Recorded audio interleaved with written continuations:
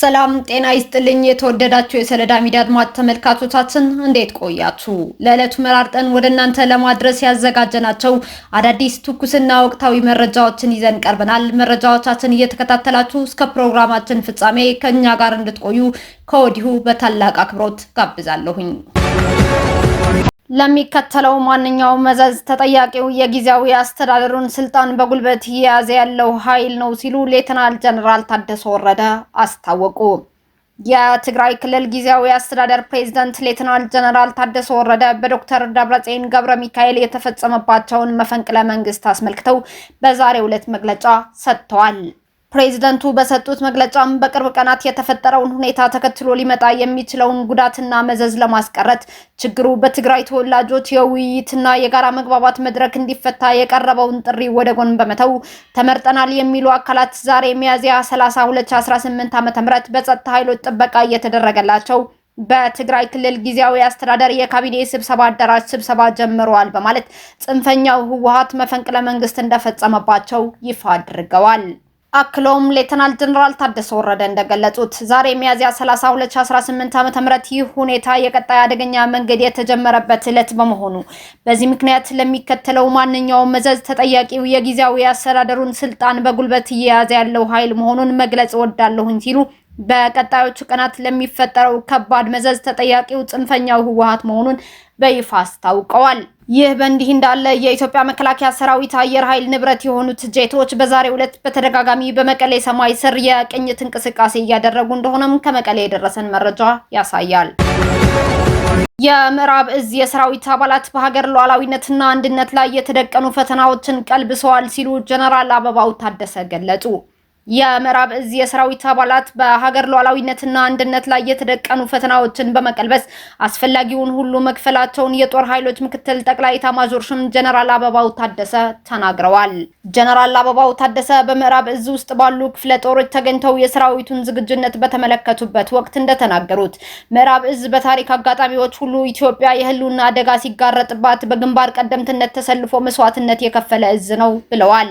በህጋዊ መንገድ በህዝብ የተመረጠን መንግስት በአፈሙዝ ለማስወገድና የህዝብን ሰላም ለማደፍረስ የሚደረግ ማናቸው ሙከራ ሰራዊታችን እያለ አይሳካም ያሉት ጀነራል አበባው ታደሰ ለህዝብ የሚጠቅም አማራጭ ሐሳብ ያለው ማንኛውም አካል ህጋዊና ሰላማዊ መንገዶችን ተጠቅሞ ምኞቱን ለማሳካት መስራት እንደሚችልና የዘመኑ ብቸኛ አማራጭም ይህ ብቻ እንደሆነ አስገንዝበዋል።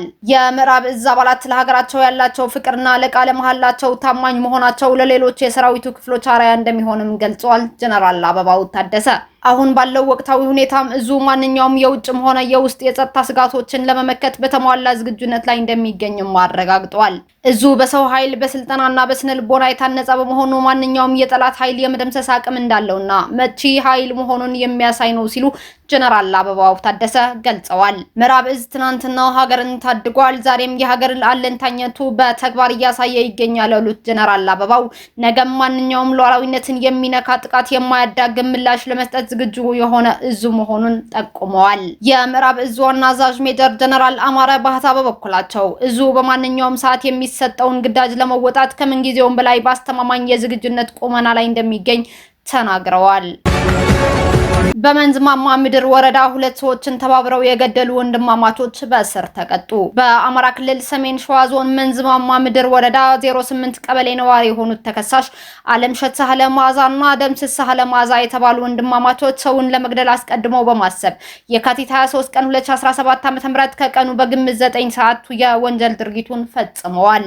ቀድሞ የነበራቸውን ጸብ ምክንያት በማድረግ አንደኛ ተከሳሽ ሟቺ ወጋ በሻህ የተባለውን ግለሰብ በዱላ ጭንቅላቱን አንድ ጊዜ ሲመታው፣ ሁለተኛ ተከሳሽ ይዞ በነበረው ክላሽ የጦር መሳሪያ በ3 ጥይት አንገቱና ደረቱ ላይ በመተኮስ ጨካኝና ነውረኛ በሆነ ሁኔታ የሰው ሕይወት ማጥፋታቸው ተረጋግጧል። ሁለተኛ ተከሳሽ በተጨማሪ በተመሳሳይ ቦታና ሰዓት ለመግደል አስቀድሞ በማሰብ ቀድሞ የነበራቸውን ጸብ ምክንያት በማድረግ ሁለተኛ ተበዳይ ሟች ይልማ ገሰሰ የተባሉትን ሌላ ግለሰብ በክላሽ የጦር መሳሪያ በ2 ጥይት ጭንቅላቱ ላይ በመተኮስ ጨካኝና ነውረኛ በሆነ ሁኔታ እንዲሞት ያደረገ በመሆኑ በከባድ ሰው መግደል ወንጀል ተከሷል።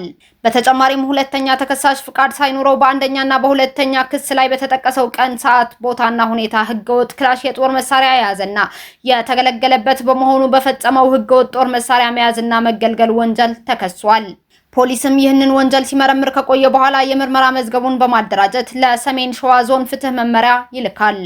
የሰሜን ሸዋ ዞን ፍትህ መምሪያ የምርመራ መዝገቡን ከመረመረ በኋላ በተከሳሾች ላይ ክስ በመመስረት ለሰሜን ሸዋ ዞን ከፍተኛ ፍርድ ቤት ያቀርባል።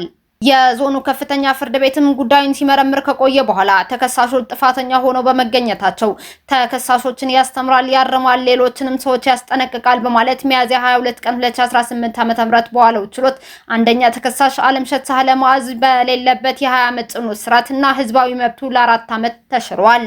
ሁለተኛ ተከሳሽ ደምስ ሳህለ መዓዝ የእድሜ ልክ ጽኑ እስራት የተላለፈበትና ለ5 ዓመት ህዝባዊ መብቱ ተሽሯል ሲል የአማራ ሰሜን ሸዋ ዞን ፖሊስ ዋና መምሪያ የህዝብ ግንኙነት መረጃ ያመለክታል ሲል የዘገበው ዳጉ ጆርናል ነው። ዩዌሪ ሙሴቬኒ ኔቶን ክፉኛ ነቀፉ። የኡጋንዳው ፕሬዝዳንት ዩዌሪ ሙሴቬኒ ሙአመር ጋዳፊን ከስልጣን ያወረደውን በኔቶ የሚመራውን የሊቢያ ጣልቃ ገብነት በጽኑ ተችተዋል። ፕሬዝዳንቱ እንደገለጹት የቀድሞ ወራሪና ቀኝ ግዛት ሀገራት በአንድ የአፍሪካ ሀገር ላይ ጥቃት ሲሰነዝሩ የአፍሪካ መሪዎች ተገቢውን ምላሽ አለመስጠታቸው ትልቅ ስህተት እንደነበር ገልጸዋል። አፍሪካ በወቅቱ በሁኔታው ክፉኛ መደናገጧንና የምዕራባውያን መሪዎች እስከዚያ ርቀት ድረስ ይሄዳሉ ብለው ፈጽሞ እንዳልገመቱም በቁጭት ተናግረዋል።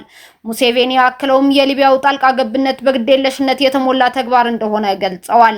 ስለ ጋዳፊ ጥሩም ሆነ መጥፎ ጎኖች ማንም ሊያስተምረኝ አይችልም፣ እኔም አልፈልግም ያሉት ፕሬዝዳንቱ ነገር ግን የቀድሞ ቀኝ ገዢዎች በየትኛውም የአፍሪካ ክፍል ላይ ጥቃት ሲሰነዝሩ እኛ ምላሽ ሳንሰጥ ዝም ብለን መመልከታችን ክህደት ነው ሲሉ አቋማቸውን በይፋ አስታውቀዋል።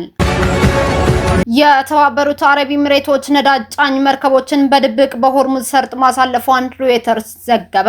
የተባበሩት አረብ ኤሚሬቶችና የነዳጅ ምርቷን የሚፈልጉ ገዢዎች ድፍድፍ ነዳጅ የጫኑ መርከቦችን የአቅጣጫ ጠቋሚ በማጥፋት በኢራን ጥቃት ሳይፈጸምባቸው በሆርሙዝ ሰርጥ ማለፋቸው ሮይተርስ ዘግበዋል። ሮይተርስ የኢንዱስትሪ ምንጮችንና የመርከብ ጉዞ መረጃዎችን ዋቢ በማድረግ ያወጣው ዘገባ እንደሚያሳየው አቡዳቢ ናሽናል ኦይል የተሰኘው ኩባንያ በ4 መርከቦች የተጫነ 6 ሚሊዮን በርሜል ድፍድፍ ነዳጅ አጓጉዟል። ጭነቱ ከሰርጡ ከወጣ በኋላ በ3 መንገዶች ተጓጉዞ ሊሆን እንደሚችልም ዘገባው ያስረዳል። የመጀመሪያው አማራጭ ነዳጁ ከአንድ መርከብ ወደ ሌላ መርከብ በማዛወር በኋላ ላይ ወደ ደቡብ ምስራቅ ኤሲያ የነዳጅ ማጣሪያ እንዲሄዱ ማድረግ ነው። ሁለተኛው በኦማን ውስጥ እንዲከማቹ ማድረግ ሲሆን ሶስተኛው ደግሞ በቀጥታ ወደ ደቡብ ኮሪያ የነዳጅ ማጣሪያዎች እንዲጓዙ ማድረግ ነው ተብሏል። መርከቦቹ በኢራን ኃይሎች የመታየት እድላቸው ለመቀነስ ጉዞ የሚያደርጉት የመርከብ መለያ መረጃን የሚያስተላልፉ መሳሪያዎቻቸውን አጥፍተው እንደሆነ ዘገባው ጠቅሷል። ኢራን በአሜሪካ ማዕቀብ የተጣለበትን ነዳጇን ለማጓጓዝ የምትጠቀመው ይህንኑ ዘዴ ነው። የኢራን ጦርነት ከተጀመረ ወዲህ የኤሚሬቶቹ ነዳጅ አምራች ኩባንያ በአንድ ቀን ወደ ውጭ የሚልከውን ምርት ብዛት ከ1 ሚሊዮን በርሜል በላይ ቀንሷል። በአሜሪካና እስራኤል የተከፈተባትን ጥቃት ተከትሎ ሆርሙዝን የዘጋችው ኢራን በሰርጡ ለማለፍ የሚሞክሩ መርከቦች ላይ ጥቃት እንደምትፈጽም ዝታለች። ይህ በእንዲህ እንዳለ ኢራን በወሳኙ የባህር መተላለፊያ ሆርሙዝ በኩል የሚያልፉ መርከቦችን የምትቆጣጠርበትና ታክስ የምታስከፍልበትን የመንግስት መስሪያ ቤት ማቋቋሟን አንድ የመርከብ ጉዞ መረጃ ኩባንያ ማስታወቁን ቢቢሲ ዘግቧል። እስካሁን አብራችሁን ከኛ ጋር ስለነበራችሁ እያመሰገንኩኝ በሌሎች መረጃዎች እስክንመለስ እንደተለመደው የሶለዳ ሚዲያ ቤተሰብ በመሆን ላይክ፣ ሼር፣ ሰብስክራይብ ማድረጋችሁን አትርሱ። አዳዲስ ትኩስና ወቅታዊ መረጃዎቻችን በቶሎ እንዲደርሷችሁ የደወል ምልክቷን ይጫኑ። ስኬት፣ ድልና ሰላም ለኢትዮጵያውያን። ሶለዳ ሚዲያ